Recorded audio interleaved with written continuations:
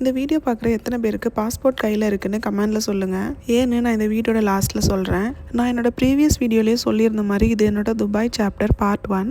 அப்போது எனக்கு 24 வயசு. நான் என்னோடய ஊரில் ஒரு சின்ன கம்பெனியில் 8000 ரூபாய் சம்பளத்துக்கு வேலைக்கு போயிட்டுருந்தேன். அப்போது ஏதோ ஒரு கட்டத்தில் எனக்கு தோணுச்சு என்னோடய சம்பளம் எனக்கு பத்தலைன்னு.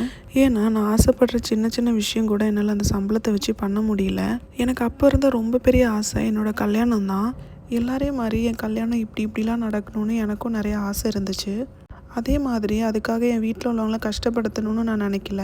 நான் சம்பாரித்து என்னோடய கல்யாணத்தை நடத்தணுன்றதும் என் அம்மா அப்பாவுக்கு நான் ஏதாவது வாங்கி கொடுக்கணுன்றது தான் எனக்கு ரொம்ப பெரிய ட்ரீமாக இருந்துச்சு. அப்போது ஒரு நாள் ஏப்ரல் 2022 எனக்கு சடனாக தோணுச்சு என்னால் அப்ராட்லாம் போய் சம்பாதிக்க முடியுமான்னு.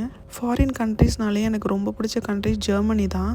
ஸ்டில் அது என்னோடய ட்ரீம். அப்புறம் என்னோடய வீட்டில் நான் போட்டுமான்னு கேட்டப்போ எங்கள் அம்மா அப்பாவுக்கு அதில் சுத்தமாக இஷ்டமே கிடையாது. ஜெர்மனி அந்த மாதிரி எந்த யூரோப் கண்ட்ரிஸ் போகணுன்னாலும் நமக்கு கையில் நிறைய காசு இருக்கணும்.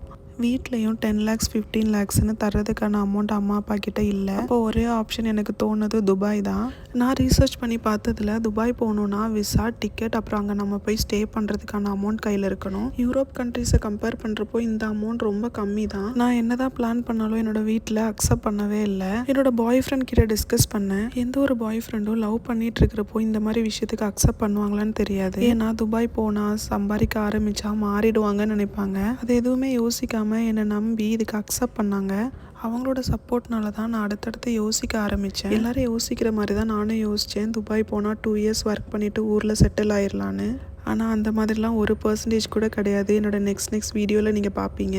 அப்புறம் எங்கள் அம்மா கூட ஓரளவுக்கு அக்செப்ட் பண்ணிட்டாங்க. எங்கள் அப்பா அக்செப்ட் பண்ணவே இல்லை. அவங்க என்ன யோசிச்சாங்கன்னா துபாய் அனுப்பி வச்சுட்டா அதுக்கப்புறமா என்னை யார் கல்யாணம் பண்ணிப்பாங்க, எப்படி கல்யாணம் நடக்கும் அப்படின்ற மாதிரி யோசிச்சாங்க. அவங்க யோசிச்சதில் தப்பு இல்லை. ஒரு அப்பாவாக அவங்க கரெக்டாக தான் யோசிச்சாங்க. அப்போது என்னோடய பாய் ஃப்ரெண்ட் எங்கள் அப்பா அம்மாவுக்கு கால் பண்ணி டேரெக்டாக பேசினாங்க. அவங்க என்ன சொன்னாங்கன்னா, நான் தான் அவளை கல்யாணம் பண்ண போகிறேன், எதை பற்றியும் யோசிக்காமல் அவளை நம்பி அனுப்புங்கன்னு சொன்னாங்க.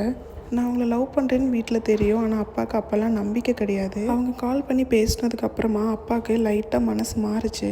சரி ஓகேன்னு டிக்கெட்டுக்கு எவ்வளோ ஆகும், விசாவுக்கு எவ்வளோ ஆகும், அங்கே போய் ரெண்ட்டுக்கு எவ்வளோ ஆகும்னு யோசிச்சேன்னா துபாய் போகிறதுக்கு பாஸ்போர்ட் தேவைன்னே எனக்கு தெரியாமல் போயிடுச்சு. அப்புறம் தான் அப்பா கூட போய் பாஸ்போர்ட் அப்ளை பண்ணேன். அதுதான் என்னோடய ஃபஸ்ட்டு ஸ்டெப். இதனால தான் கேட்டேன் பாஸ்போர்ட் யார்கிட்டலாம் இருக்குன்னு.